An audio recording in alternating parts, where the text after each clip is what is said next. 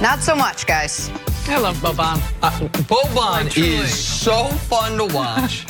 And the way he makes giants look like small people, because he appears to be taller than his actual 7'4" height.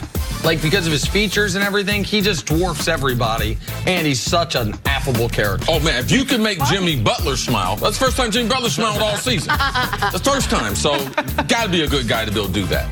Good stuff. All right, time now for your Subway Choice moment. Paul George is having an incredible season for the Thunder, most recently dropping back-to-back 40-point games against the Rockets and the Blazers. His success has boosted the conversation around his MVP chances. And his teammate, Russell Westbrook, got in on the chatter saying the PG is his front-runner for the award. What do you think, Sarah? Is Russ right about Paul George?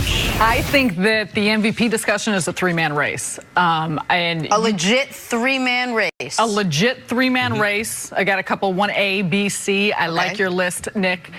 With that being said, I can see the argument. Russ should be saying that about Paul George, and I'd listen to anyone that wants to say it about Paul George because he's having an extraordinary season. Giannis is still my front runner. I would still put him at the top. But what Paul George has been able to do with this Thunder team, the numbers he's putting up, and doing it on both ends. I mean, to me, he's the front runner for Defensive Player of the Year, leading the league in steals, second in points per game. Does that get him more votes for the MVP being defensive MVP? I think that may factor in for some voters when it comes to James Harden, because to me, Giannis is another player who's excellent. He'll be first team all defensive team. So where do you start to separate? It's such small margins that you're separating things. Do you look at record? Do you look at how much of a factor they are on their team's success? Because really, if you're looking at these three guys and you're piecing it together, Milwaukee has been absolutely rolling over teams. So what credit does Giannis get for having the best record in the NBA? But then, Paul George and the Thunder to be third in a very tough Western Conference. So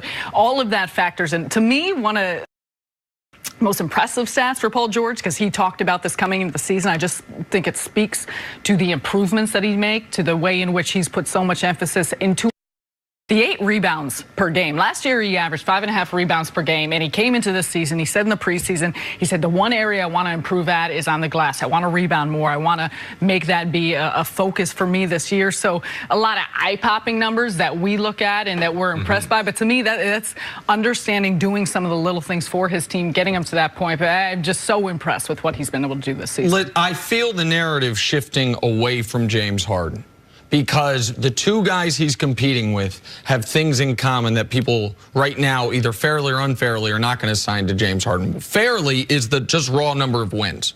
The Bucks got 43. They have the best record in the NBA. The Thunder have 37, and the Rockets are at 33. So there's the wins, which has always been part of the MVP discussion. The other is, Giannis and Paul George are the two best wing defenders in basketball right now. They're having Kawhi's right there as well, to be fair. But Giannis and Paul George, the impact on their team defense has been extraordinary. Now Harden, he's surprising people. He's top 3 in deflections. He's top 3 in steals. He's I think second amongst guards and blocks, but he is not having, so he's no longer a bad defender, but he is not having the night-to-night defensive impact either Paul George or Giannis is having. And so it looked like Harden was going to run away from the field in this. But see, before the year, I said it might not matter what Harden does. I can't see the voters giving him a second straight MVP just because he hasn't had the playoff success. And I think the voters remember giving Steve Nash a second straight MVP. And kind of we look back on that and say, who should one of those MVPs have gone to? Was one of them should have been LeBron? Should Kobe have gotten one of them? Shaq had an argument for one of those years. So Harden, he's averaging 37 points a night.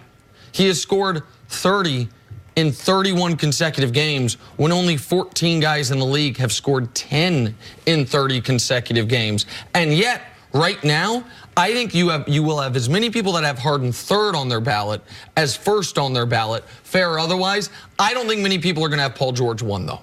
I think it's Giannis is going to be 1. For most people that don't have Harden 1, they're going to have Giannis 1, and Paul George is 2 or 3. And the one thing, too, that you don't hear with Harden is, compared to every other narrative around the league, who's been healthy? Like, he's had to score and play this way out of necessity. Yeah. And I don't see people making that the case for him. I think that people will get a sense of fatigue because we start talking about it for a long, long time. And I just think that ultimately, when you're trying to separate pluses and minuses, you have to look on the defensive side. You talked about KD a couple years ago when he decides to leave OKC and goes to Golden State.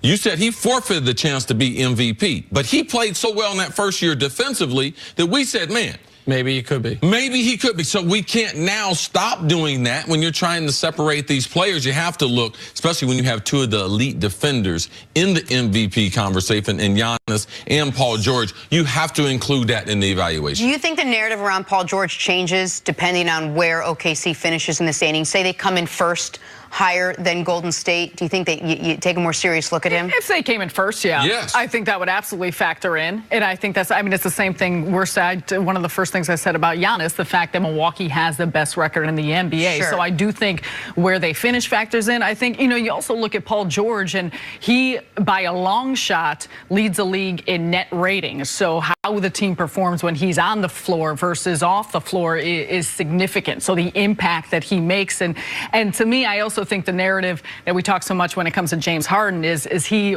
aesthetically pleasing to watch? Do we like? I feel like so much of what we talk about, and whether you like it or not, the numbers show. You said it, CC. Right. It's out of necessity that he's doing that. To me, it's extraordinary to watch the way in which he creates separation and how he is just an absolutely unstoppable force on offense. But so much of the dialogue is, oh, do you enjoy it? Do you like it? Do you like how this is played? So I think that in many ways impacts. Let's say, for instance, KD leaves Golden State.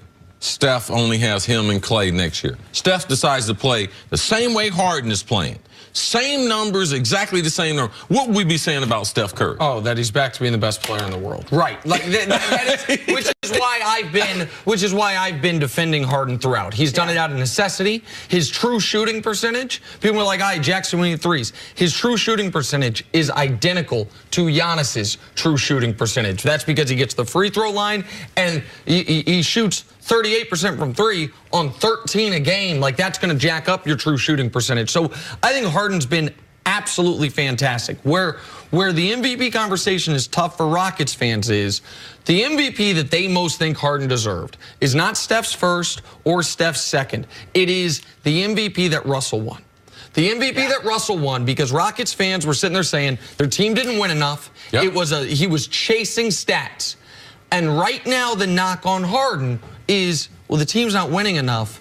And this streak, like the reason this streak didn't end at 29 was because up 15 with 2 minutes left a few nights ago, he's in there jacking threes. And he scored 8 points in the final 2 minutes, kept the streak going. To do any type of amazing thing statistically, you're going to have to chase stats to a degree. But a lot of the arguments Houstonians used against Russ, they would then have to use for Harden this year. And Sarah, in that year, you have to remember, what did they hold against Harden? His defense. Now, he's a better defensive player then, but man, I had never heard that in the MVP conversation as much as he doesn't play on the defensive end. And we had clips after clips where he was just olaying, just letting people past him. So it's amazing how much that has changed, but I believe that narrative did cost him that MVP. It factors into Nick's point when you're talking about it against two of the best defenders in the league and two of the best wing defenders in the league. Then it emboldens their case for why they should be. Harden if it was a Harden versus LeBron discussion, Harden this year has been a better defender than LeBron. Yeah. The guys he's up against, though, have been the two best wing defenders in basketball. I know what you're about to say. I got to get Ange to clip that one and put that one in. No. That'll be a TV